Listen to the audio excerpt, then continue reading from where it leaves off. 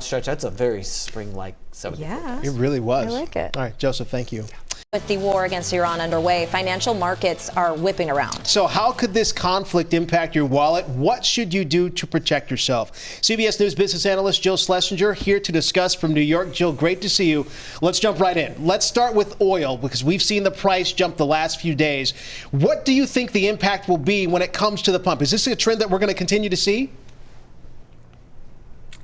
Well, I think it really depends on how long it lasts. As you said, the price is already up by about 10, 12 cents a gallon since the weekend.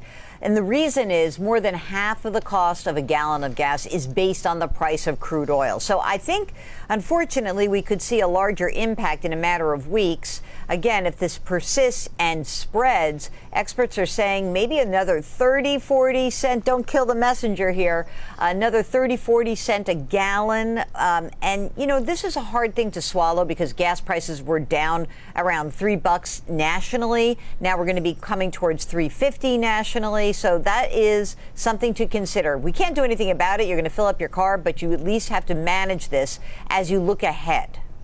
Yeah, and it's got a lot of people thinking about the longer haul, seeing those numbers. I mean, what can folks do right now? You know, I think when things are really uncertain, you focus on what you can control. I like to pull out my little handy panic protection plan. You know, I kind of pulled it out when markets crash or during the pandemic, and it always starts with the same big 3 pieces of advice. One is making sure you've got 6 to 12 months of living expenses in an emergency reserve fund. Obviously, you might have to dip into that if oil prices and gas prices go up. If you're short on this account, maybe you pull back on funding some other things while you bolster that emergency reserve fund. It's really critical. Yeah, it really is. If you've got your emergency reserve, you're feeling pretty, and you know, if you do have that, you can pay down some consumer debt like credit card, auto loans, student loans. And if 1 and 2 are taken care of, then feel free to boost your retirement contributions. That is a great way to feel like you're taking action for you over the long term. Jill, we've got about 30 seconds left. I'm curious, what do you think investors should do right now? We saw the stock market, we saw the sell-off yesterday. Stocks opening in green territory this morning. What about investors?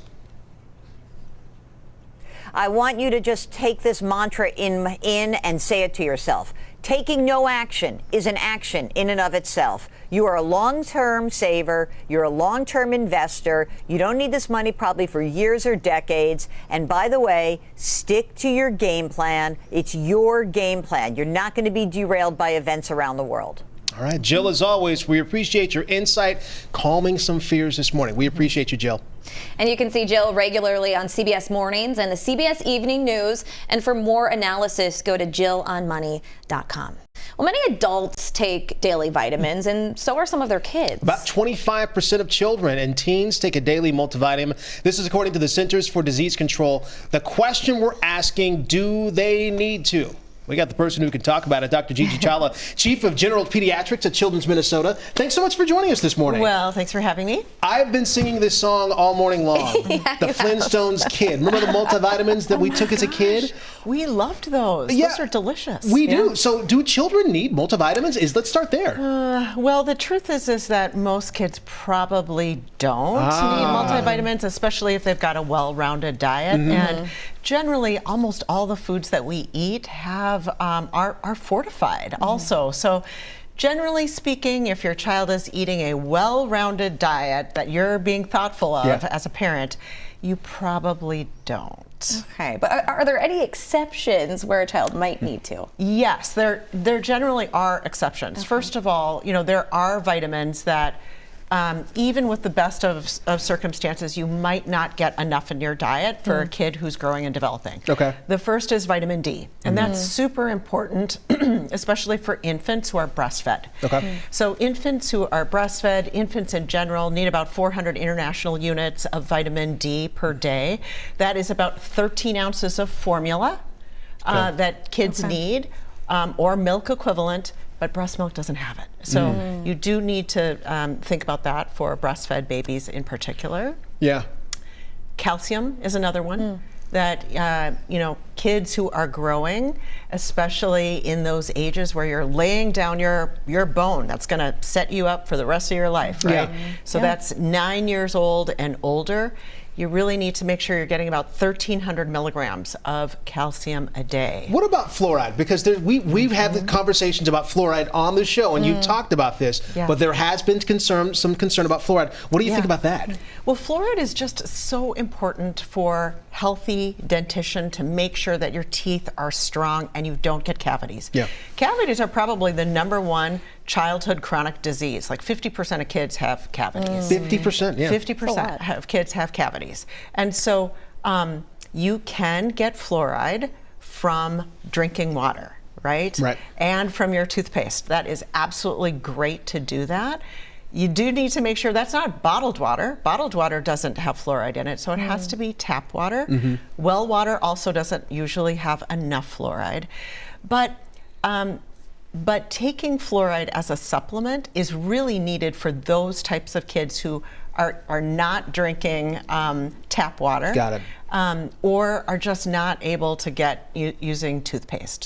So easy to do, and we do make that recommendation for kids in those categories. And I'm guessing, of course, if anything, too, if you have questions, have a conversation with your pediatrician, of course. Absolutely. All starts there. All right, Dr. Gigi, as always, we appreciate you. Thanks for joining us. When someone in a family faces injury or surgery, we often focus on physical healing. The thing is, we often miss is that injury disrupts other things as well. I mean, for a lot of people, especially athletes or active students, the body is how they express themselves. It's how they connect socially. It's how they build their confidence. Today, Dr. Michael Walker here to share how families can support emotional healing alongside that physical recovery. This is such a great topic here, Dr. Walker. Thanks for joining us this morning. The first thing I thought of when I thought of this topic, I was just telling Barrett, the movie Friday Night Lights, when Boobie Miles, when he injures his knee and he just breaks down in tears, and it's because of one thing that you talked about. It's like you feel like you've lost yourself. Yeah. Your identity is gone because that's how you identify yourself. Is that true? Is that accurate there? Yeah, that is very true, right? Because you got to think about it. Most of their lives has been partly connected to sports. So you start to think about their independence starts to go away, their mobility, maybe their sense of belonging to their team. I mean, and then something that goes through their mind probably almost instantaneously is that their fear of not returning back the same player they was before the injury. And that stuff can have a huge emotional labor on that individual, specifically like right away when that injury occurs, especially when they know it's a big injury. So what does a healthy recovery look like? I mean, we talk about, the physical and the mental challenges. I mean, when we think about it, first and foremost, we have to really normalize the emotional roller coaster that these athletes will go on, because there's going to be good days, there's going to be bad days in recovery or tough days, right? There'll be some days where you're like, oh my goodness, I can move my knee or I can move my leg. And then there's days you're like, oh my goodness, I can't do anything with that. And so making sure that as adults, as the caregiver for them, that we understand that they will have that emotional roller coaster. And then we need to validate some of those struggles that they're having, right? Because when you validate the struggles, you're really trying to regulate their nervous system so they can be calm and understand that this is a process. And it's sometimes going to be a long process depending on what the injury is. I think what I'm hearing from you is that the mental capacity takes just as much of a burden, if not more so of a burden, compared to the physical aspect of an injury as well. So if that is the case, what can we do to help when it comes to our mental health, to almost kind of switch a gear to let us know that it is okay that we're going through this recovery at this point? I think the key that I said earlier is really around like making sure that as the adults, we validate some of those emotional roller coasters that they go on. But then also what you have to allow the athlete to do is how can they take some agency in this process, right? Because obviously they're thinking everything is happening to them versus how do they have a voice in the process. So, one thing you can do is allow them to have that conversation with the doctors and their physical therapists to say, what are some of my recovery goals? How do I set those small goals to know that I'm making those incremental gains? And then again, how am I tracking that progress? Like those things can help the athlete feel like they're making progress towards becoming back on that field. The other piece that we have to really key in is that, I think about like the parent or the persons that are close to them. What type of modeling are we doing around calmness, right? Because if we have this anxiety that maybe they may not get back to their full self, we can project that onto that young person, and now they start to believe those things. The mental part of this is that you have to really set in place that I will get back, I can get back, and so that positive thought process is really important. So the adults around them have to also have that same positivity around this process. That is key. Yeah, I imagine that is a huge part of the recovery, is just that positive affirmation saying, I am going to come out on the other side of this, and parents playing a big role in that. I can absolutely see that. Thank you so much, Dr. Walker. Appreciate your wisdom and spending some time with us today. For having me. I appreciate you guys. Have a great day. This next guest works with groups like the McPhail Community Youth Choir, and now J.D. Steele has been named Community Music Educator of the Year by the Minnesota Music Educators Association, and we are happy. We are thrilled to have J.D. Steele with us this morning. Thank you for joining us this morning, sir. Nice to be back with you, AJ. Yeah, nice to be back with you, too. Really nice to meet you. Yeah. Okay, so before we even get into this, I just want to go through a little list here. You have worked with these artists: Prince, Sound of Blackness, Mavis Staples, George Clinton, just to name a few, and you got to work with the actor Morgan Freeman as well? Yes, Morgan and I became very good friends back in the 80s when we were starting out gospel at Colonus. Oh my Which gosh. ended up on Broadway in 1988. So Wow. we spent a lot of time traveling around the world together. So when you hear those names, right, and then you hear your name along with that, what does it mean for you to be recognized for this award, now working with young musicians? Yeah. You know, I'm really honored to be working with not only young musicians, but my adult community choirs, because I work with about 200 singers a week, which is very exciting. Yeah. And we've got a performance coming up at the end of the month, which I'm excited about, because all 200 of my singers will be in performance at the Capri Theater. So that's exciting, but I'm just honored by the award. And when I was first approached about it, I thought to myself, there's so many fabulous music educators in the Twin Cities. Yeah. And I've happened to have worked with some of them, like Laurie Myers at South High School. Yeah.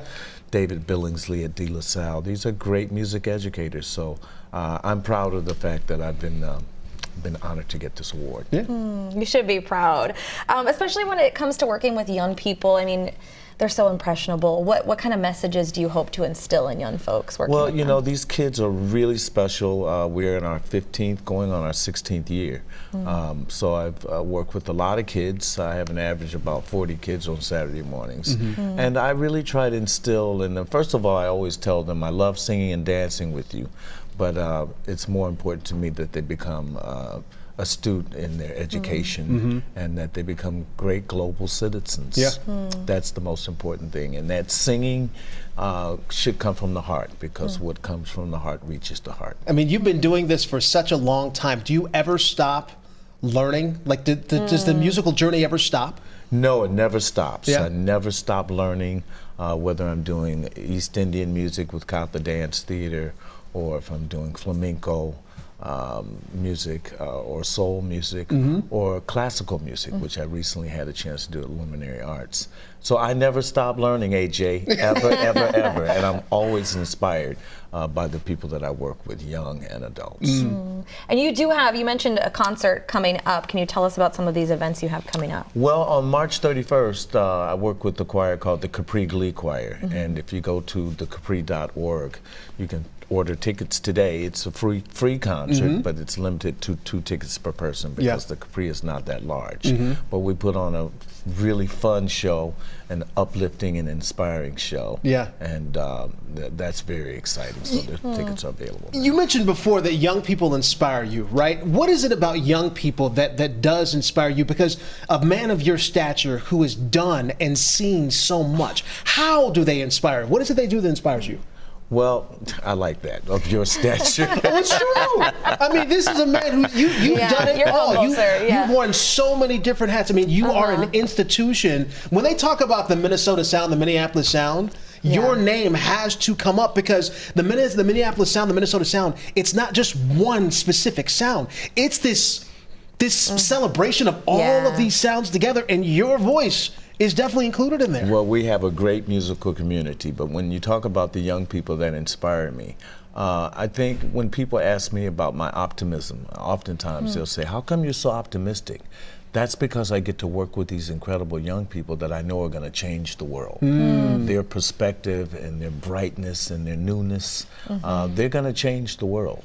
Trust me. He said the word optimistic. Yeah. You Yes. can live Yes. as long as you keep your head to the sky. JD Steele, thanks so much for joining us this morning. We appreciate your time. Thanks for having me, you guys. Absolutely. I really appreciate it.